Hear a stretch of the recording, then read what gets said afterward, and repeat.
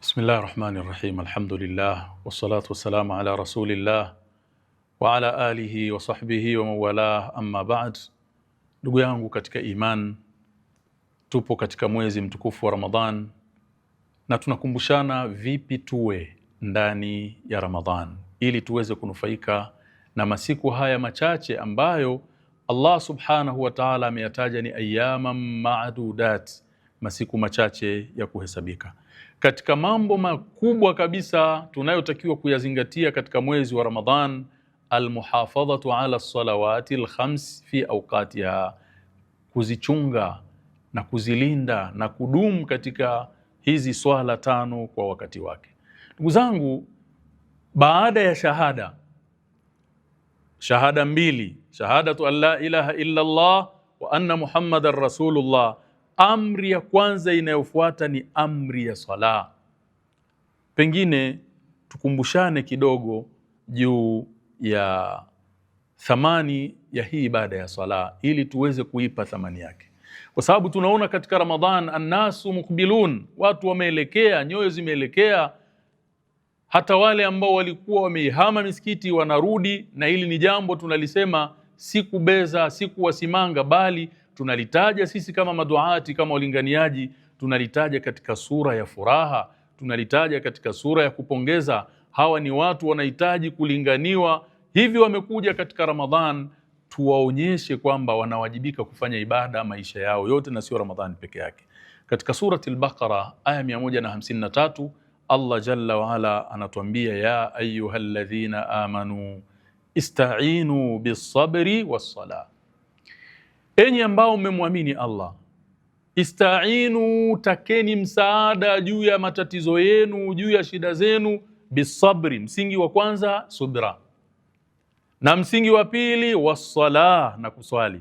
Kwa hiyo hapa Allah jalla wa ala anatupa ilaj rabbani, ufumbuzi wa matatizo yetu ambao ni maelekezo ya Allah subhanahu wa ta'ala, matibabu ya matatizo yetu, solution ya matatizo yetu bisabri, kwanza kwa kusubiri. Na hapa nitasimama kidogo. Subira, ndugu zangu katika imani, wakati wa matatizo ni moja ya ufumbuzi. Vipi ni moja ya ufumbuzi? Chukulia mtu ambaye kapatwa na shida, anamwambia kila mtu, alafu hawamsaidii, analalamika, kwa nini mimi, kwa nini napata matatizo, mbona hivi, mbona hivi. Tatu, anakuwa ni mtu ambaye nafsi yake inakataa, hairidhiki, anaona ni mtu hatakiwi kujaribiwa. Swali la msingi, je, huku kukataa, kutoridhika na kutokukubali na kule kuwashtakia watu kunaondoa tatizo? Jawabu, hapana, bali kunaongeza matatizo, kwa sababu nafsi yako unaendelea kuitia katika dhiki. Unapata shida juu ya shida, tatizo unaongeza na matatizo mengine. Lakini huyu mja wa Allah subhanahu ambaye anapatwa na matatizo akajua, ana abdun, mimi ni mtumwa, mimi ni mja wa Allah, mimi ni mtu ambaye lazima nijaribiwe. Allah anasema wala nabiluwannakum, tutakujaribuni. Kwa hiyo mimi ni nani nisifikwe na matatizo? Ikiwa waja wema, mitume, manabii wamefikwa na majaribu, bali hapa duniani tulipo ni chumba cha mtihani, vipi wewe ustahiniwe? Kwa hiyo nafsi yake akaiambia, ikaridhika, madam ana raditu billahi rabba, nimeridhika, Allah ndiye mola wangu, ndiye mlezi wangu, anafanya yatasarrafu fiya kaifa yasha, anatasarrafu kuhusu mimi vile anavyotaka, naridhika na hii kadari mola wangu. Nafsi unaiambia kuridhika, unapata ahueni, unapata nafuu. Wakati huo ukimwomba Allah subhanahu wa ta'ala akuondoshee. Kwa hiyo msingi wa kwanza wa ufumbuzi wa matatizo yako asabru, kuilazimisha nafsi kukubali na kuvumilia. Msingi wa pili was-sala, wasta'inu bisabri was-sala, takeni msaada kwa kuwa ni wavumilivu na kuwa ni wenye kuswali. Kwa nini swala? Lianna as-salah silatun baina al-abdi wa rabbih, swala ndiyo kiunganishi baina ya mja na Mola wake. Al-abdu indama yaqumu fi as-salah inma yunaji rabba, Muislamu anaposimama katika swala anazungumza na Allah. Kwa hiyo umepata fursa ya kumweleza Allah matatizo yako. Mola wangu, nimekuja mbele zako, matatizo yangu unayaona, umenijaribu mimi mja wako, nimekubali na nakiri, naridhika na maamuzi yako, nionee huruma Mola wangu, nikhafifishie, niondoshee matatizo yaliyonisibu. Zungumza na Allah subhanahu wa ta'ala. Ni fursa pekee unapokuwa katika swala, annaka tunaji rabbak, unazungumza na Allah subhanahu wa ta'ala. Kwa hiyo al-amru bil muhafadhati ala as-salah, amri ya kuilinda na kuichunga swala imekuja hata pia wakati wa matatizo. Lakini vile vile aya 238 katika surati al-Baqara vile vile Allah tabaraka wa taala anasema hafidhu ala salawati was-salati al-wusta. Bado vile vile Allah jalla wa ala anatuhimiza, anatutaka tuhifadhi swala, tuilinde swala, tuisimamie swala kwa ujumla wake, lakini ikatajwa pia na salatul asri kwa umuhimu wake. Ndugu zangu, pengine kwa wale ndugu zetu ambao wanaona kuswali inaweza ikawa ni Ramadhani tu peke yake, baada ya Ramadhani wanakimbia, au hata yule anayedumu katika swala lakini anaswali vile anavyojisikia, wakati mwingine hawezi kuja, wakati mwingine hivyo akiwa na shughuli nyingi kwa mujibu wake kwamba ni shughuli nyingi za lazima, swala anaacha. La'alli adhkuru lakum shay'an min fawaidi as-salah, nikutajieni walau kitu kidogo katika faida na thamani ya swala. Unajua, unapojua thamani ya kitu, unapojua umuhimu wa jambo fulani, utalifanya kwa umakini kama ni la kufanya, na vile vile utaliheshimu jambo hilo kama si la ufanyaji. Hii ibada ya swala, ndugu zangu, nurul lilabdi yawmal qiyama, ndiyo nuru ya mja siku ya kiyama mbele ya Allah jalla waala. Abu Malik al-Ash'ari radhiyallahu anhu, sahaba huyu, anasimulia ani nabii sallallahu alayhi wasallam qala, anasimulia hadithi hii kutoka kwa mtume alayhi salatu wasalam kwamba anasema at-tuhuru shatrul iman, tahara, kujitoharisha ni nusu ya imani. Na bila shaka swala la kudumu na tahara na usafi ni jambo anayeweza kuihifadhi hii tahara ni muumini. Kwa mtume anatuambia hii ni nusu ya imani. Walhamdulillah tamlaul mizan, na hii dhikri ya kusema alhamdulillah, alhamdulillah, ukawa ni mwenye kusema maneno hayo kwa yakini na kwa kuelewa maana yake. Alhamdulillah, shukurani zote, sifa njema zote ni za Allah, na la shaka kwamba shukurani ni za Allah. Nani mwenye kushukuriwa kinyume na Allah?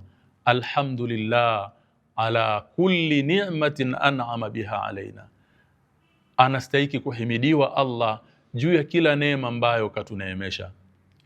Neema ya uhai, neema ya afya, neema ya akili, neema ya Uislamu, neema ya amani na utulivu, neema la takadu an tuhsa wa in ta'uddu ni'matallahi la tuhsa. Kwa hiyo unaposema alhamdulillah, himdi zote, sifa zote ni zake Allah jalla waala. Maneno haya mtume anasema tamlaul mizan, hii kalima, hii dhikri itajaza mizani ya mema ya mtu siku ya kiyama. Kama tunavyofahamu, matendo yetu yatakwenda kupimwa. Sasa kama utapimiwa matendo, basi jitahidi matendo mema yawe ndiyo mengi ili uweze kufaulu, kama alivyosema Allah jalla waala, fa amma man thaqulat mawazinu, ama yule ambaye mizani ya mema yake itakuwa nzito ikashinda maovu, fa huwa fi ishati radhiya, atakuwa katika maisha mazuri yenye kuridhiwa. Wa amma man khaffat mawazinu, ama yule ambaye mizani ya hasanati zake itakuwa hafifu, kwa maana ikazidiwa na mizani ya machafu, iyadhan billah, fa ummuhu hawiya wama adraka ma hiya narun hamia. Kwa hiyo mizan, tamlaul mizan, hii alhamdulillah inajaza mizani ya mema ya mtu siku ya kiyama. Na mizan ipo, wa anna almizana haqqun.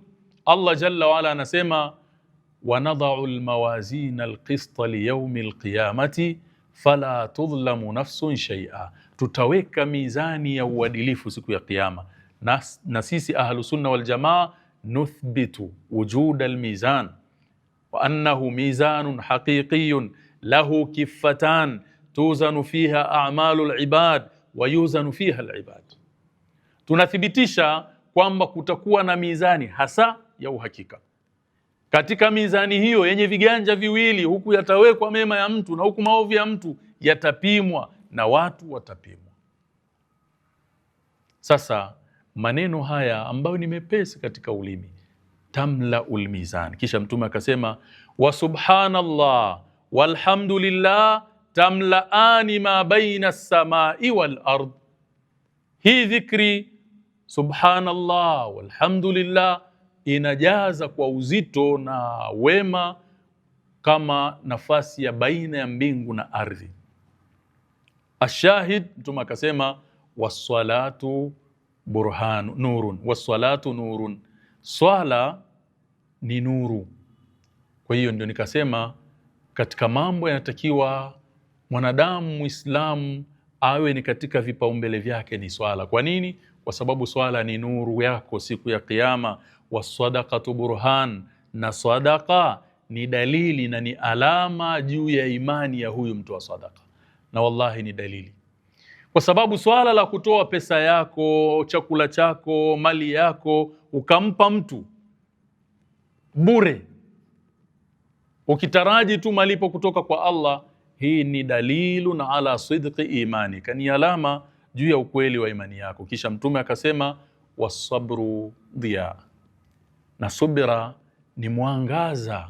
Unapokuwa na subira inakuangazia wakati wa matatizo yako, upite wapi, upite sehemu salama. Ndugu zangu, unapopata matatizo, mwanadamu anapopata mitihani, la shaka kwamba unaweza ukapotea. Tatakhabatu fi dhulumat, hujui ushike wapi, hujui upite wapi, hujui wapi ndio salama.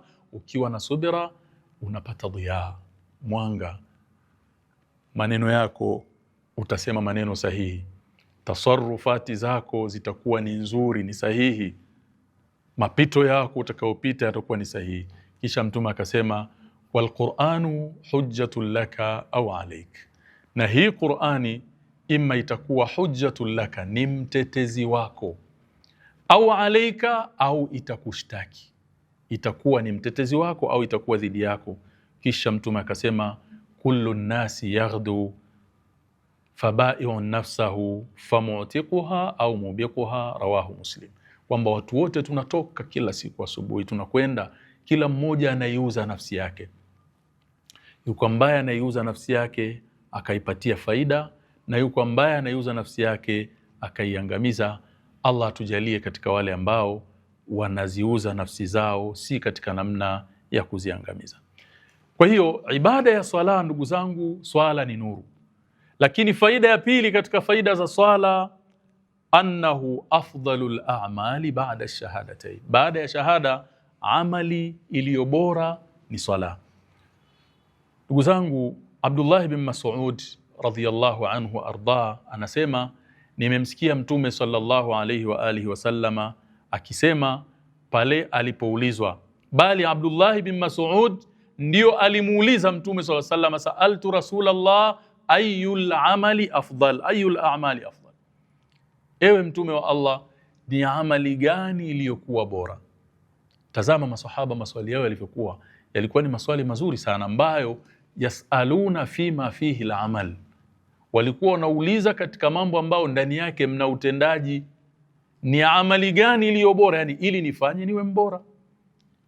Sisi maswali yetu ni maswali ambayo hayana maana, kuyajua na kutokuyajua yote sawa tu. Sasa mtu akikuuliza yule mbwa aliyeambatana na wale ashabul kahfi alikuwa ni wa kike wa kiume, alafu akiwa wa kike akiwa wa kiume inakusaidia nini? Ile fimbo ya Nabii Musa eti ilikuwa ya mti gani? Alafu ukijua inakuongeza nini? Hakuna. Masahaba walikuwa wanauliza maswali yenye faida. Ayyul amali afdal, ya Rasulullah, ni amali gani iliyokuwa bora?